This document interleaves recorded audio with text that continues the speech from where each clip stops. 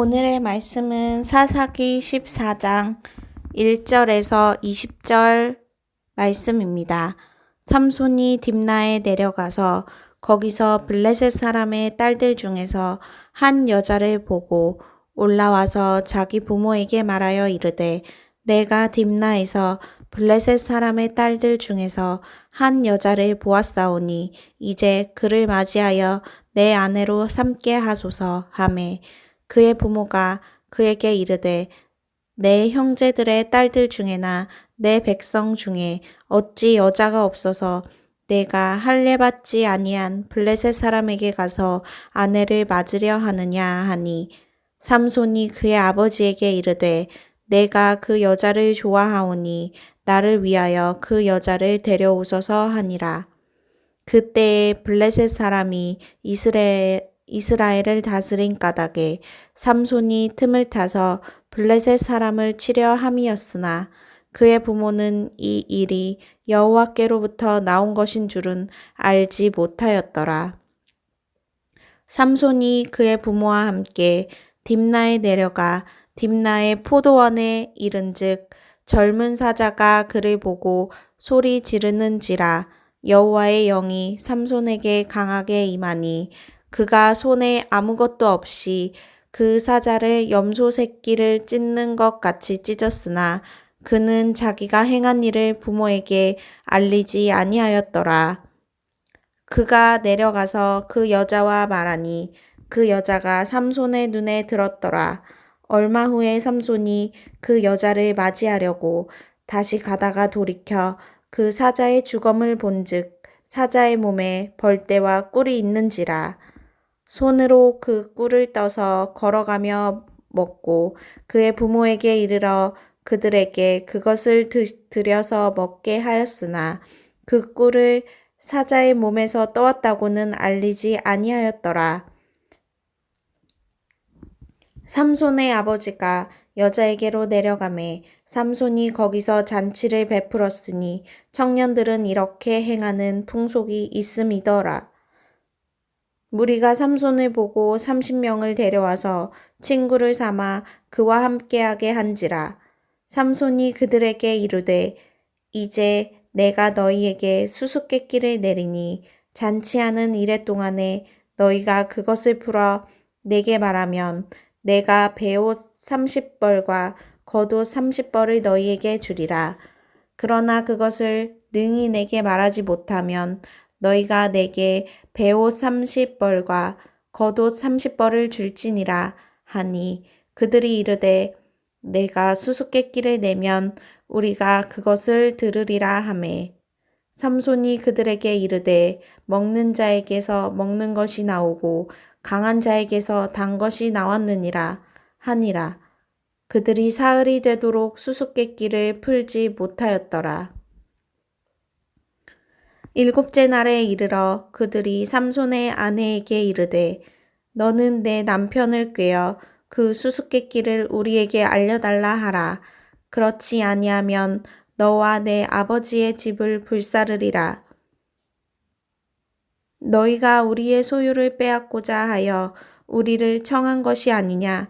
그렇지 아니하냐 하니 삼손의 아내가 그의 앞에서 울며 이르되 당신이 나를 미워할 뿐이요 사랑하지 아니하는도다.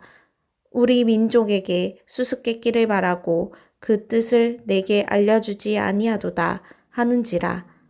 삼손이 그에게 이르되 보라 내가 그것을 나의 부모에게도 알려주지 아니하였거든 어찌 그대에게 알게 하리요 하였으나 7일 동안 그들이 잔치할 때 그의 아내가 그의 앞에서 울며 그에게 강요함으로 일곱째 날에는 그가 그의 아내에게 수수께끼를 알려주매 그의 아내가 그것을 자기 백성에게 알려주었더라. 일곱째 날 해지기 전에 성읍 사람들이 삼손에게 이르되 무엇이 꿀보다 달겠으며 무엇이 사자보다 강하겠느냐 한지라. 삼손이 그들에게 이르되 너희가 내 암송아지로 밭갈지 아니하였더라면 내 수수께끼를 능히 풀지 못하였으리라 하니라.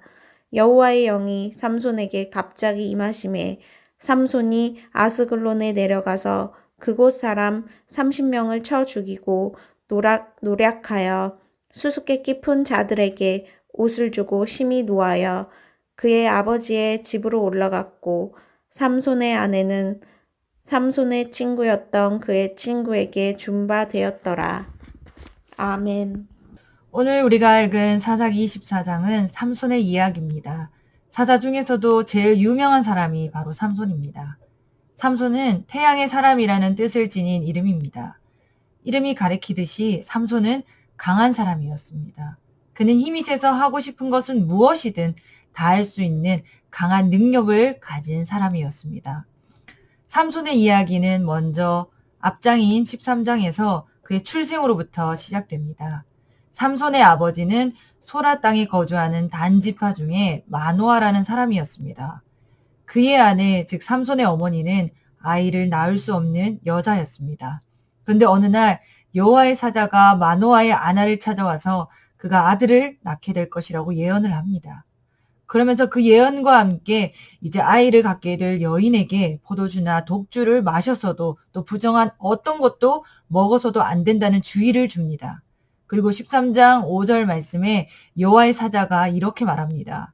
보라, 내가 임신하여 아들을 낳으리니 그의 머리 위에 삭도를 대지 말라. 이 아이는 태에서 나옴으로부터 하나님께 바쳐진 나실인이 됨이라. 그가 블레셋 사람의 손에서 이스라엘을 구원하기 시작하리라. 이렇듯 삼손은 어머니 태에서부터 선택받은 나실인이었습니다. 나실인은 하나님께 전적으로 헌신하기로 특별히 선한 사람을 뜻합니다. 특별히 하나님께 헌신한 나실인은 민수기 6장에 보면 금해야 할 것들이 있었습니다. 그것은 포도나무에서 나는 소산물을 어떤 것도 먹을 수 없었고 또 시체를 가까이 할 수 없었으며 서원 기간 동안에는 머리에 삭도를 대지 말아야 했습니다. 그렇기 때문에 그의 부모는 어려서부터 삼손에게 너는 나실인이며 나실인이 지켜야 할 사항들을 이야기해 주었을 것입니다. 그러한 사실을 알고 성장한 삼손은 이제 결혼 정년기에 접어들었고 한날은 삼손이 딥나에 내려가서 한 여자를 보게 됩니다. 그리고 삼손은 집에 와서 부모님께 그 여자와 결혼하게 해달라며 부모를 조르지만 부모님은 반대합니다. 부모님이 왜 반대하셨을까요? 그 여인은 다름 아닌 이방 여인이었기 때문입니다. 그래서 오늘 본문 3절에 부모가 삼손에게 이렇게 말합니다. 내 형제들의 딸들 중에나 내 백성 중에 어찌 여자가 없어서 네가 할례 받지 아니한 블레셋 사람에게 가서 아내를 맞으려 하느냐. 삼손의 부모는 이방 여인을 할례 받지 아니한 블레셋 사람이라고 지칭했습니다. 왜냐하면 이스라엘 백성에게 있어서 할례는 하나님과 맺은 언약의 상징이었습니다. 그리고 하나님의 주권에 대한 복종의 표시기도 했습니다. 또한 이스라엘 백성이 이방인들과 자신을 구별짓는 가장 우선되는 기준이 바로 할례였습니다.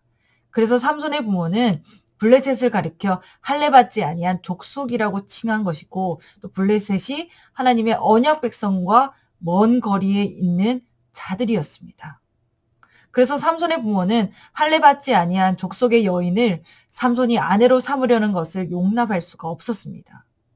더욱이 하나님께 헌신한 나신으로서 성결한 삶을 살아야 했던 삼손이었기에 그의 부는 더욱 완강하게 반대를 했습니다.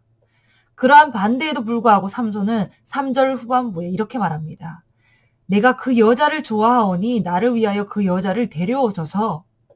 삼손은 부모님의 말을 귀담아 듣지도 않고 들을 생각조차 없습니다. 그저 자기가 좋은 대로만 행동을 합니다. 이러한 삼손의 자기중심적인 모습은 사사기에 두드러지게 나타나는 모습이었습니다. 사사기 17장 6절을 보면 그때에는 이스라엘의 왕이 없었으므로 사람마다 자기 소견에 옳은 대로 행하였더라 라고 되어 있습니다. 삼손도 마찬가지로 자기 좋을 대로 행동했습니다. 나실인으로서 행하지 말아야 할 행동도 서슴지 않았습니다. 삼손의 부모님과 함께 딥나로 내려갈 때 사자를 만나게 되는데 6절에 보면 그는 그 사자를 염소 새끼 찢는 것 같이 찢었다고 합니다. 그리고 그 얼마 후에 삼손은 블레셋 여인을 아내로 맞이하기 위해서 그 포도원을 다시 지나가는데 자기가 죽인 사자의 시체에 벌떼가 모여 꼬리 고인 것을 보게 됩니다. 나신이로서 죽은 시체를 만지면 안 된다는 걸 누구보다 잘 알았을 텐데 그는 자기 눈에 좋을 대로 그 시체를 만지고 시체에 있던 꿀을 떠먹은 후에 꿀의 출처를 또 알려주지 않고 부모님에게도 가져가 드립니다. 그 후 삼손은 당시 혼인 풍습에 따라서 신부인 블레셋 여자 집에 내려가 잔치를 베풉니다. 블레셋 사람들은 삼손을 보자 젊은이 30명을 데려다가 그와 한자리에 앉게 했습니다. 이때 그 유명한 삼손의 수수께끼가 나옵니다. 삼손은 거기 있는 사람들에게 잔치가 계속되는 이래 동안 수수께끼를 풀면 자신이 옷을 주고 그렇지 못하면 본인에게 옷을 달라고 말하면서 수수께끼를 내었습니다. 그 수수께끼 내용은 본문 14절에 나오는데 그 내용이 먹는 자에게서 먹는 것이 나오고 강한 자에게서 단 것이 나왔느니라 였습니다. 이 수수께끼는 삼손의 경험에서 나온 이야기였기에 삼손이 아닌 이상 그 누구도 맞출 수 없었습니다. 내기에 응했던 사람은 당연히 맞출 수가 없었습니다. 그렇게 사흘이 되도록 수수께끼를 풀지 못했던 사람들은 7째 되는 날 삼손의 아내를 협박합니다. 그래서 삼손의 아내는 울면서 삼손에게 답을 알려달라고 합니다. 결국 삼손은 수수께끼의 답을 아내에게 알려주게 됩니다. 삼손의 아내를 통해 답을 전달받은 사람들은 7째 날 해지기 전에 삼손에게 답을 18절에 이렇게 말합니다. 무엇이 꿀보다 달겠으며 무엇이 사자보다 강하겠느냐. 그들의 말처럼 수수께끼의 답은 바로 꿀과 사자였습니다. 삼손은 자기 아내가 그들에게 답을 알려주었다는 것을 알고 19절에 보면 아스글론에 내려가서 그곳 사람 30명을 쳐 죽이고 노력해서 수수께끼 푼 자들에게 옷을 주고 심히 노하여 그의 아버지의 집에 올라갔다고 합니다. 그리고 그의 아내는 삼손의 친구였던 그의 친구에게 준바 되었더라고 14장은 이렇게 끝이 납니다. 오늘 본문을 얼핏 본다면 삼손은 그저 상당히 인간적이고 모험적이며 또한 비윤리적인 행동을 일삼는 사람으로만 보입니다. 하지만 오늘 본문 4절 말씀을 보면 삼손이 그래도 이스라엘의 사사로서의 인식은 어느 정도 가지고 있었다는 것을 알 수 있습니다. 우리 4절 말씀 함께 보겠습니다. 그때에 블레셋 사람이 이스라엘을 다스린 까닭에 삼손이 틈을 타서 블레셋 사람을 치려함이었으나 그의 부모는 이 일이 여호와께로부터 나온 것인 줄을 알지 못하였더라. 당시 블레셋이 이스라엘을 다스리던 때였습니다. 그 가운데 삼손은 자신이 사사로서 이스라엘을 구원해야 된다는 생각을 어느 정도 가지고 있었습니다. 그래서 그는 블레셋 여인과 결혼하려고 했던 것입니다. 말씀에도 나와 있듯이 그의 부모님은 그저 아들을 이해할 수 없었습니다. 하지만 더욱 중요한 것은 삼손의 그러한 생각은 하나님으로부터 나온 생각이었다는 것입니다. 여기서 우리는 하나님께서 삼손의 결혼을 계획하셨던 것인가 하고 의문이 생길 수 있습니다. 본래 하나님의 계획은 이스라엘 백성을 압제하는 블레셋을 쳐서 하나님의 백성을 구원하는 것이었습니다. 이 일에 삼손이 하나님의 뜻을 이루어 나가는 도구로 선택된 것입니다. 그래서 블레셋을 격퇴하는 것은 하나님의 의도라고 할 수는 있지만 삼손이 자신의 악한 정욕을 사용하여 블레셋 여인과의 결혼을 통해 블레셋을 격퇴하고자 의도한 것은 하나님의 의도가 아니라 순전히 삼손의 의도였습니다. 물론 이 결혼이 삼손이 블레셋 사람들에게 합법적이고 정당하게 보복할 수 있는 구실을 제공해 주기는 했지만 결국 삼손은 이로 인해서 비참한 최후를 맞게 되었습니다. 그리고 이것은 하나님께서 삼손이 이방 여인과 결혼하는 것을 원하시지는 않았지만 인간의 자유의지를 인정하시고 또 그 일을 억지로 막지 않으신 것입니다.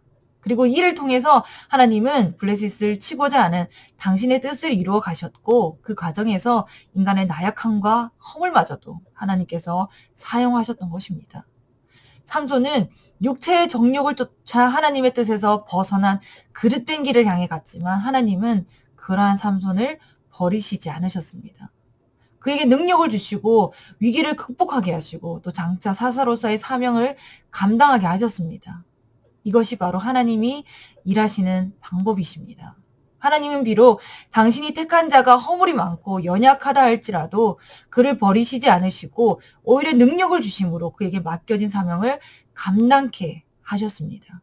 그러므로 우리는 하나님의 일을 위해 부르심을 받은 자들로서 우리 안에 많은 인간적인 허물이 발견된다 할지라도 또한 그로 인해 우리가 사명을 제대로 감당하기 어려운 상황을 만나거나 더 나아가 뜻하지 않는 위기를 우리가 맞이하게 된다 할지라도 우리는 절대 낙심하거나 좌절할 필요가 없는 것입니다.